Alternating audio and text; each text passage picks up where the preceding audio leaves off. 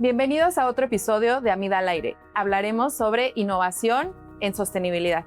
Yo soy Maru Salinas y con nosotros en este episodio estarán Isolde Arzt, Montserrat Galindo y Alejandro Vitti. Nosotros formamos parte del Comité de Innovación de AMID. Bienvenidos.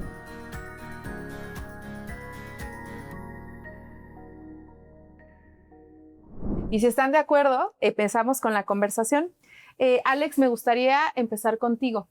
Cuando hablamos de sostenibilidad en sector salud, uno de los desafíos más relevantes es el uso de agua en la atención renal. En este sentido, ¿qué estrategias nos puedes compartir que son más efectivas o han sido más efectivas para enfrentar el estrés hídrico y promover un uso más eficiente de agua? Perfecto, Maro. Pues antes que nada, muchas gracias por este nuevo episodio. Aquí con mis compañeras, con Iso, Monse. Justamente es entender un poco el tema del agua, el estrés que estamos viviendo en el país, donde casi el 73% del país tiene un estrés hídrico. ¿Y qué hablamos de estrés hídrico? Es toda esta presión o este gasto que tenemos del recurso no renovable, que es el agua. Y en el tema renal es entender que los pacientes necesitan agua. No es un recurso vital para pacientes en soporte de vida. Cada paciente aproximadamente usa en una terapia 150 litros. Si sacamos la multiplicación de terapias por sesiones por todo el año, son casi 2.8 billones de litros anuales. Es brutal la cantidad que se tiene. Entonces, con datos de la Conagua, hay 600 acuíferos en México. Tan solo la Ciudad de México tiene 4. Imagínate la cantidad de agua que se necesita. Y si no hay un recurso que tenga este raciocinio de tener el recurso, mantenerlo, es un gasto fatal. Las empresas que nos dedicamos al tema renal, y bueno, muchas industrias en dispositivos médicos utilizamos agua, pero renal es bastante el agua que se utiliza. Entonces, hay 3 estrategias que se deben de cuidar para garantizarla. La primera es colaborar la industria pública y privada para saber qué se requiere hacer, cómo se tiene que analizar el agua, cómo tenemos que verlo y colaborar con el plan hídrico del gobierno.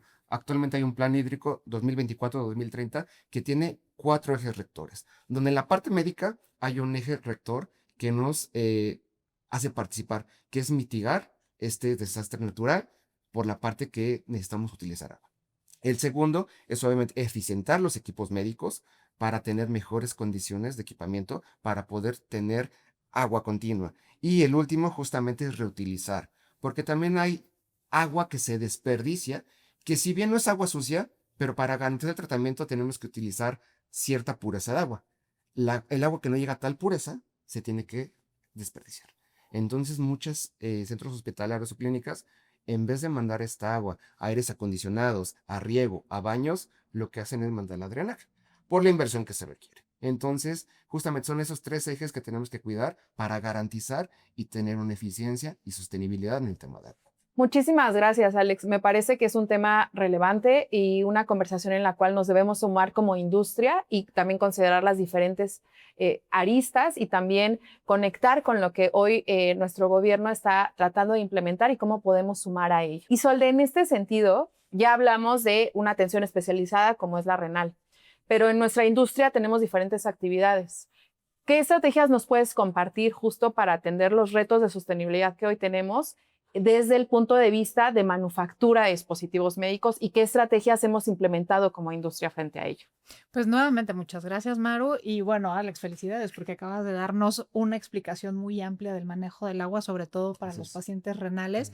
Y a mí me gustaría compartir con ustedes un poco de lo que hacemos nosotros desde la parte de manufactura, porque es muy importante también el optimizar el uso del agua, no solamente para los insumos hacia los pacientes, pero también cómo nosotros estamos optimizando el uso de este recurso. Y digo, estoy segura que todas las empresas que estamos hoy aquí, pues estamos alineados a los objetivos del 2030 y esto también hace que las empresas tengamos ese compromiso de medición del uso de recursos.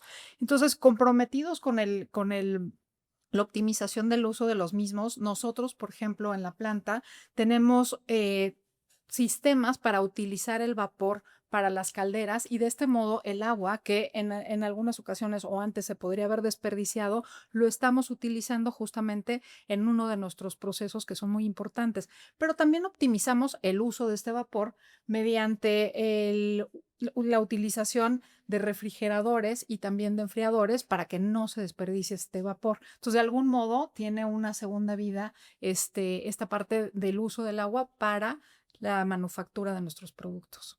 Muchísimas gracias, Isolde. Me parece que justo esta conversación nos está demostrando que la sostenibilidad va más allá de lo que usualmente hablamos, ¿no? De reciclaje, de plástico, sino involucra diferentes temas y que nosotros como industria de dispositivos estamos tratando de innovar en ese sentido y cómo abordamos también nuestros compromisos que tenemos como industria y como empresas en lo individual. Entonces, hablando justo de todas estas acciones que tenemos como industria, ¿por qué es importante la sostenibilidad? ¿Por qué debemos estar hablando de ella, incluso en sectores tan especializados como es el de dispositivos médicos?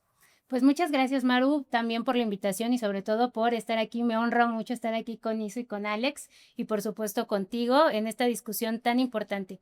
Quiero empezar dándote un dato importante. El sector salud, al que todos nosotros somos parte del mismo, contribuye al 5% de contaminantes a nivel global. Si lo pusiéramos en el tamaño de países, seríamos el 5º país que más contamina a nivel mundial, según datos de Lancet Health.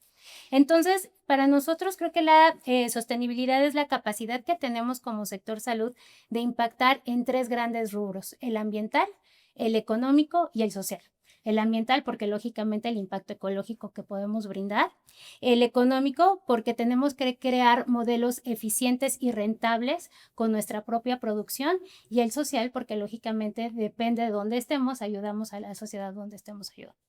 De nuestro lado tenemos 2 grandes posturas. Una es el postindustrial, donde Isolde hizo un gran resumen al respecto de cómo todo lo que desechamos no nada más pasa de una manera lineal, se desecha y se descarta, sino cómo se aprovecha todo este material.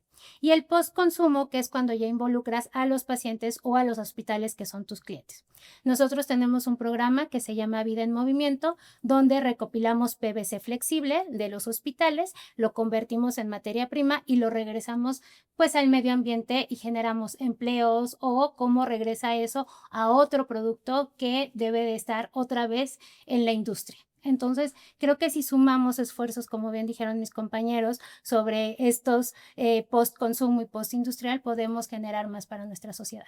Muchísimas gracias, Monse. Creo que uno de los datos que nos compartes sobre el impacto que tenemos como industria de dispositivos médicos, pues nos hace un llamado justamente a seguir innovando en estas acciones, en estas estrategias. Y también algo que creo que han coincidido los 3 es, pues uno de los retos en sostenibilidad es cómo encontramos el equilibrio, ¿no? En un sector tan especializado como es el de salud y sobre todo de alta tecnología e innovación como es el de dispositivos médicos. Entonces, no es una conversación sencilla, ¿no? Y justo por eso nos parecía relevante hablar como industria del tema. Entonces, siguiendo la conversación, Alex, en este sentido de los equilibrios entre innovación, calidad de la atención y protección del medio ambiente, desde tu experiencia, ¿cómo pueden contribuir las nuevas tecnologías y los modelos de atención a esta agenda sin comprometer la seguridad de los pacientes? Perfecto, muchas gracias. Y retomando el tema y las preguntas, sí, la optimización tecnológica tiene que existir, y sobre todo en el tema de atención al paciente. Hace rato dábamos como que el panorama general de todo el gasto que tenemos, y actualmente se hace en México, pero los sistemas son tradicionales para obtener esta pureza de agua. Hace rato estamos platicando que se necesitan anuales 2.8 billones de litros de agua, que es bastante. Pero los sistemas tradicionales lo que hacen es producir el agua para renal, pero no todas se utilizan. Aproximadamente la que se utiliza de toda la producción es el 40%. Se desperdicia el 60%. Entonces quiere decir que aproximadamente es 1.6 billones de litros que, si no se aprovechan, van a drenaje. Entonces es demasiado. Si hacemos este desperdicio más lo que sumamos, es exorbitante la cantidad. Para que un poco la audiencia lo entienda, si lo pasamos a albercas olímpicas, que todo el mundo hemos estado como una alberca, los que sepan nadar o no, estamos hablando de casi 672,000 albercas que se necesitan a nivel anual. Entonces es demasiado lo que se está desperdiciando en agua que no se optimiza. Entonces las nuevas tecnologías lo que hacen es tener un mejor aprovechamiento. Donde, voy a poner un ejemplo muy básico, tenemos una clínica donde existen 10 máquinas y el agua en un método tradicional genera agua para las 10 máquinas, se utilice o no se utilice. Entonces, si utilizamos una máquina, se generó agua para 9, que se va a tirar. Los sistemas automatizados van a generarte a demanda. Si tienes las 10 máquinas, se produce agua para 10 máquinas. Si tienes una funcionando, se produce agua para una. Entonces, con esto bajamos toda la mitigación o todo este gasto. Y obviamente con sistemas automatizados tenemos una eficiencia de hasta el 90%. Entonces, si lo ponemos en general de un desperdicio de 600,000 billones de litros, bajamos un 83% a 100,000 billones de litros. Entonces, el ahorro es grande, el impacto ambiental lo disminuimos y entonces garantizamos un acceso. Justamente, ¿qué se requiere? Analizar todo el sistema en México. No es lo mismo el agua en Jalisco que en Guerrero, o en el norte, en Nuevo León, que en Colima. Entonces también la industria tiene que analizar la calidad de agua, qué tipos de filtros tenemos que colocar para poner el sistema ideal y garantizar una buena producción y poder tener este ahorro en el agua. No, muchísimas gracias, Alex. Me parece que los datos que nos das justo nos hablan de la dimensión del reto, pero también de la responsabilidad que tenemos, pero también estas soluciones y estas estrategias que nos compartes nos demuestran que somos capaces como industria justo de innovar, no solo en la atención a salud, sino en tema de sostenibilidad. Y ahora, trasladando la discusión al escenario local, Monse, me gustaría saber desde tu perspectiva cuáles son los principales desafíos o retos que tú identificas para avanzar la agenda de sostenibilidad en el sistema de salud de México. Mira, la verdad es que escuchando a Alex, creo que hay varias acciones que debemos de tomar como sector. Sin embargo, yo diría que son básicamente 3. Una es el marco normativo. Si no hay una política pública sólida, con reglas claras, beneficios e impacto a todos los actores del sector, pues difícilmente vamos a formar parte de esta iniciativa y de esta inercia, porque estamos hablando de inversión, estamos hablando de trabajo en conjunto, estamos hablando de muchas implicaciones que si no están claras, no vamos a poder llegar a buen puerto. La segunda es cultural e institucional. Yo te quiero platicar en la experiencia que tenemos. El objetivo que tenemos con esta recopilación de PVC flexible es llegar entre el 50 y el 60% mínimo de recuperación de material. Cuando se involucra el director del hospital, cuando se involucra el equipo de liderazgo, cuando se involucra el área de operaciones de todo el hospital, hemos logrado incrementar hasta el 80 o 90% de recuperación, porque es algo que toda la gente que esté involucrada dentro del hospital lo cree, está convencida y se apega al programa. Y eso es una gran diferencia. Entonces hay que motivar, hay que educar y hay que ser parte todos de la solución.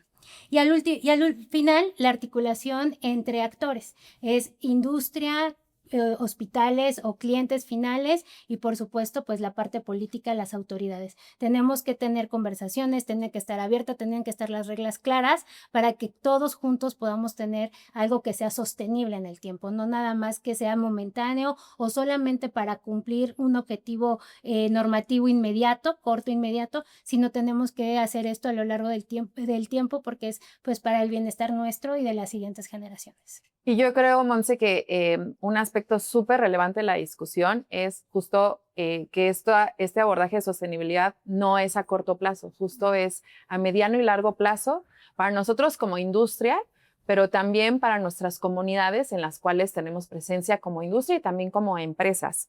Y justo, Isolde, Monse hablaba de la importancia del rol que tenemos los diferentes actores en el ecosistema del sistema de salud, ¿no? ¿Nos puedes compartir algunas de las mejores prácticas o estrategias que como industria hemos implementado en torno a la sostenibilidad? Con muchísimo gusto, ¿no? Y qué interesante todo lo que nos han estado compartiendo Alex y Monse.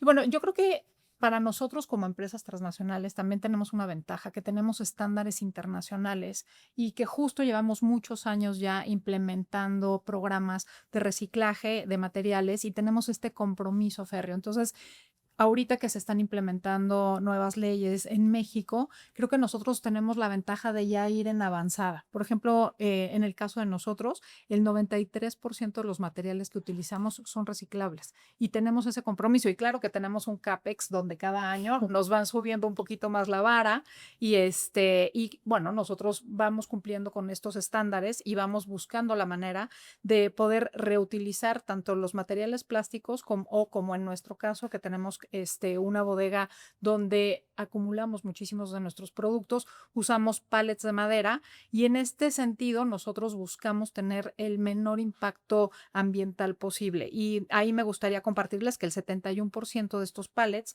nosotros los reacondicionamos para hacer un reuso o reciclaje de los mismos y que puedan tener otro uso para que no se vayan a la basura. Y por ejemplo, en el caso de los plásticos, nosotros utilizamos más o menos 8,000 tambores al año para la acumulación de algunas de nuestras materias primas. Todo esto se vuelve a utilizar y después se convierte en mangueras, en cubetas, en zapatos, en juguetes, pero prácticamente todos los materiales que nosotros estamos usando tienen un segundo uso de vida. Muchísimas gracias, Isolde. Yo algo que he observado en las respuestas y en esta conversación de parte de los tres es, me parece que un paso básico como industria es justo que nosotros justo hagamos ese análisis, esos assessments de cómo es que impactamos, porque en la medida que seamos conscientes de cómo es que impactamos, nos va a permitir construir estrategias y acciones en conjunto y en lo individual como empresas. Ahora, justo moviéndonos ya hacia el final de la conversación, ¿cómo es que podemos hacer, y esto es una pregunta para los tres, cómo es que podemos hacer que la sostenibilidad y abordar los retos que nos trae la sostenibilidad, podemos hacerlo como una práctica generalizada, ¿no? Y no como un tema lejano, no solo un tema que parezca que solo es bolsas de plástico, ¿no? Es un tema muchísimo más amplio, muchísimo más complejo. Entonces, ¿cómo podemos nosotros impulsar que este tema sea prácticas generalizadas, normalizadas, conversaciones, generar soluciones e innovar sobre ese tema? Entonces, es una pregunta para las tres, pero me gustaría escuchar, si quieres, Alex, empezamos contigo. Perfecto, muchas gracias. Tomando de mis colegas de información, creo que este cierre es importante, ¿no? Para el tema de ósmosis, tratamiento de agua, la regulación. Tener un tema de regulación donde los análisis, tanto energéticos como de agua, estén estandarizados bajo normas internacionales, nacionales, y tener este paraguas que permita que la industria pueda colaborar con la iniciativa privada y tanto pública, va a generar alcanzar estos retos, poder lograr mitigar y estar acorde a este plan nacional y poder apoyarlo como industria médica. Y el segundo que también veo y considero, también este apoyo a tecnologías verdes, hospitalarias y clínicas, que hay este incentivo verde para una hemodiálisis verde, donde no solamente hoy hablamos de agua, el tratamiento de agua, pero simplemente también los consumibles que se utilizan, todo el plástico, el RPBI que tenemos, se tiene que mover. Es una cadena, se vuelve una cadena de gastos y contaminantes y sobre todo costos. Cuando tengamos temas centralizados, tomando el tema de desinfecciones más limpias, no contaminando menos en un tema de diálisis que es obligatorio hacerse, pero también es altamente contaminante, entonces vamos a poder ir avanzando. Yo cerraré con estos dos puntos, el tema de colaboración y el tema de incentivos. Monse, me gustaría escuchar tu perspectiva sobre esta última pregunta. Pues muchas gracias por el espacio y por darme esta oportunidad. Yo querría invitar a todos nuestros compañeros del sector salud a ser parte de la solución y no del problema. Creo que foros como este que abren a la discusión y que nos dan tantos datos de enseñanza, de cosas que a veces nosotros no alcanzamos a ver, también tú lo mencionaste antes, entender dónde estamos impactando, tener KPIs y buscar cómo ir hacia esa tendencia de no waste, ¿no? Del 2030, no desperdicio para el 2030 que buscamos muchos buscar cómo los clientes y los pacientes forman parte de este ecosistema y se responsabilizan también de todas estas iniciativas que están teniendo y pues sobre todo buscar cómo dice la OSD, también dicen dentro de sus puntos, hacer sinergias. Creo que esto no es un tema que nos va a afectar como empresas por separado, es algo que nos está afectando como sociedad. Entonces creo que hacer sinergias también es un punto en el que podemos sumar y podemos ayudar al medio ambiente. Y me encanta que tanto Alex como Monse han mencionado la parte de colaboración, ¿no? Y también la importancia de la normatividad, incluyendo, por ejemplo, tal vez incentivos u otros mecanismos, justo que nos ayuden a ir empujando esta agenda e ir construyendo. Isolde, ¿tú qué crees que podemos seguir haciendo para impulsar esta agenda de sostenibilidad? Pues mucho ya lo dijeron Alex y Monse, no quiero reiterar en ese tema, pero se me ocurre que a mí me gustaría sumar otro ingrediente, que es la parte de la colaboración interna, ¿no? Muchas veces también necesitamos fomentar esa cultura dentro de las empresas, porque aunque parezca que es una aportación pequeña, creo que también cuando nosotros tenemos ese sentido de compromiso hacia el medio ambiente y que conocemos el impacto que podemos tener, también creo que hacer campañas del medio ambiente, del Día del Planeta, del Día del Ahorro del Agua, etcétera, etcétera, creo que llevar esto a la casa de nuestros colaboradores también es muy importante, porque esto va generando que todos tengamos ese compromiso y que sintamos que nuestra empresa lo está haciendo, nos sintamos orgullosos de eso, pero nosotros también lo estemos llevando a nuestro lugar de trabajo y a nuestros hogares. Y me gusta mucho lo que mencionas, Isolde, porque también habla de reaprender sobre el tema de sostenibilidad, reflexionar de qué no hemos hablado de sostenibilidad, cuál es nuestro compromiso, nuestra responsabilidad, y no solo como industria, sino como colaboradores, como tú mencionas, también pues es un tema de permear también hacia quienes formamos parte de toda esta industria. Entonces, me encanta también de hablar no solo de un compromiso desde el aspecto profesional, sino también en el aspecto de responsabilidad ciudadana. Bueno, pues muchísimas gracias por sumarse y por ver este episodio de Amid al Aire, y los esperamos en la siguiente conversación.